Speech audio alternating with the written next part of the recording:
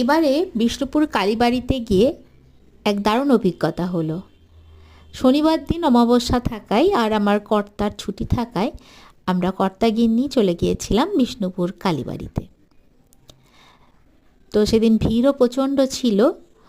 তবে বিষ্ণুপুর কালীবাড়িতে ভিড় থাকলেও একটু লাইনে হয়তো দাঁড়াতে হয়, তবে পুজোটা খুব সুন্দরভাবেই দেয়া যায়। তো আমরা পুজো দিয়ে চলে গিয়েছিলাম বিষ্ণুপুর বিলের ধারে।